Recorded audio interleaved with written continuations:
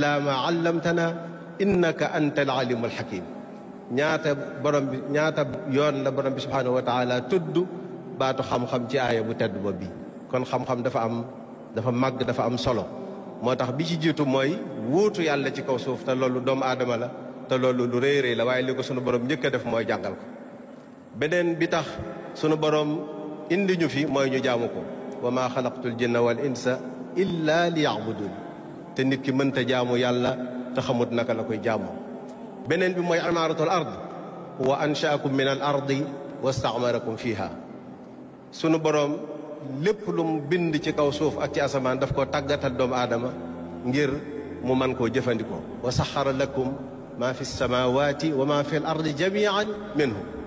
loolu lépp sunu borom daf koo def waaye may nag doomu aadama xel moo xam ne moom lay jëfandikoo ngir mën a jariñoo xéewal googu ko borom bi subhanahu wa taala def te loolu lépp nag xam-xam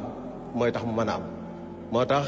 boo wootee di teral ñooñ xam-xam sëriñ bi ne def nga lu rëy bokkam yu baax ñi ne def nga lu rëy def nga lu am solo te ñooñ alquran ñooy ñooñ xam-xam. suuf ci la ñuy dig imaaratul ard boobu nag mooy bi am solo mooy ñu jéem a jëfandikoo li nga xam ne sunu borom defal nañu ko ci ay xéewal sunu richesse naturelle yi ak lépp loo xam ne am na ci kaw jaww ji lépp sunu borom dafa noo tàgganal mbay nu xel mun ko mën a jëfandikoo. minha xalaqnaakum wa fiha nu'idukum wa minha nuxrijukum taaratan uxra waaye kullukum min aadama wa aadam min turab. kon sunu borom dafa ñoo jox xel waaye dafa fonk doomu aadama moo tax sëriñ bi wax ne boo wootee di teral ak bokkam yu baax yi boo wootee di teral ñooñ xam-xam yaa ngi def lu rëy yaa ngi def lu am solo waaye yaa ngi def lu ko mate. jàngalekat yi ñoo wutu yonent bi alayhi salaam ndax sunu borom bi mu jàngalee sunu maam Adama sallallahu alayhi wa sallam dafa ñëwoon di jàngale wax ne innama bu'ithtu mualliman waaye nag ñi teew ci jataay bi